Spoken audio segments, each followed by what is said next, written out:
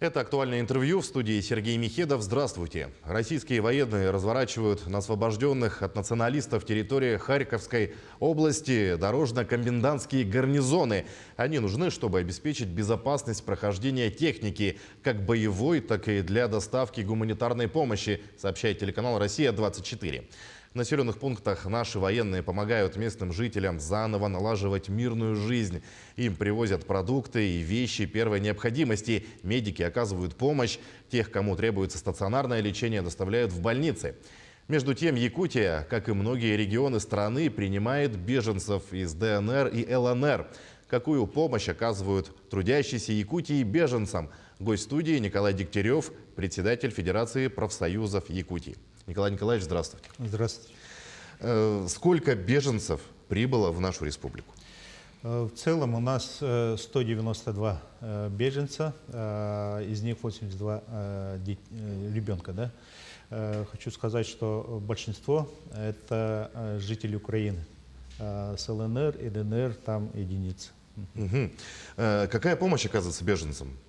Ну, прежде всего, вы знаете, что было принято решение всем беженцам оказания по 10 тысяч рублей с федерального бюджета. Они, конечно, это получили. Ну и, конечно же, по всем прибывшим оказывается социальная, гуманитарная, ну и медицинская помощь. Из всех прибывших было более 100 человек обратились за медицинской помощью. Угу. Ну а что касается детей, продолжают ли дети учиться?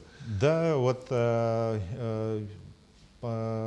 все дети, ну не все, те, кто захотел, конечно же, предоставляются и школы, и детские сады.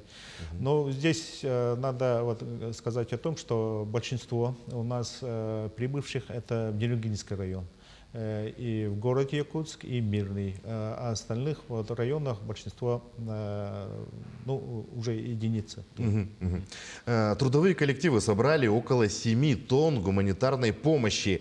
Кто принял участие в сборе всего необходимого для людей, оставшихся без дома и находящихся в бедственном положении? Ну, мы этого учет не ведем, этим занимаются другие органы. Хочу сказать, что мы еще 28-го и после 28 еще марта мы говорили о том, что необходимо, призывали оказать помощь. Да?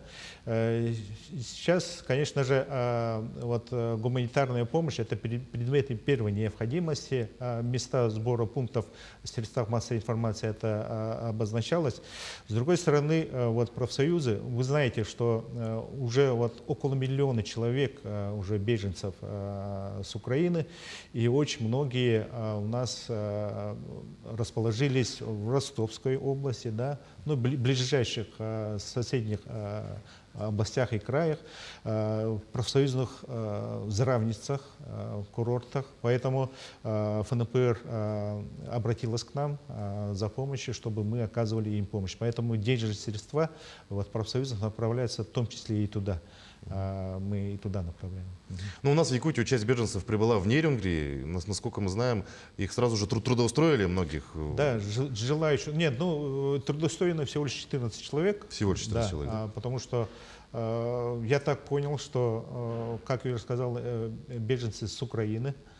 Я думаю, что если ранее сразу с трудоустройством хотели, в 2014 году и сейчас, ситуация более-менее другая. В большей степени они надеются вернуться в свои. Да. То есть прибыли временно, можно сказать? Да, временно с бывших территорий ЛНР, ДНР. Вы знаете, сейчас уже расширяется. Я думаю, что все-таки мы этого добьемся, освобождения всей ранней территории ЛНР и ДНР. И тогда они вернут свои дома. Ну а вообще профсоюзы поддерживают проведение спецоперации? Конечно же, 25 февраля, уже на следующий день, было официальное заявление ФНПР о поддержке этой военной операции. Здесь также было обращено и правительство Российской Федерации, и мы, конечно, поддержали.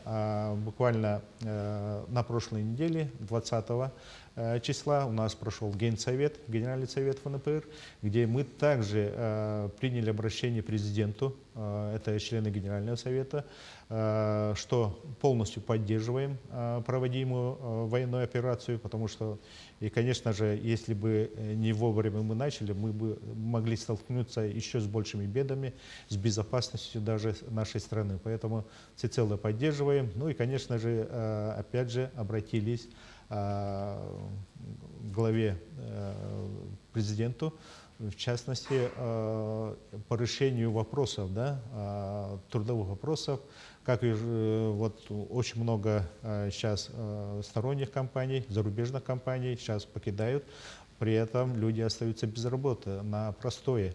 Ну, пока как бы на простое им оплачивают, но есть и другие заявления, поэтому мы вышли с просьбой вообще о национализации вот этих компаний, чтобы люди не остались без работы. И с такой просьбой. Поэтому, ну и другие обращения в части вот, индексации оплат труда в связи с резким ростом инфляции, вот такие вопросы. Поэтому мы всецело поддерживаем. Мгм. Безусловно, рабочие места сохранять необходимо. Николай Николаевич, спасибо за информацию, спасибо за то, что оказываете помощь. Желаем вам дальнейших успехов в работе. Спасибо. Ну а я напомню, вы смотрели актуальное интервью. Оставайтесь на нашем канале.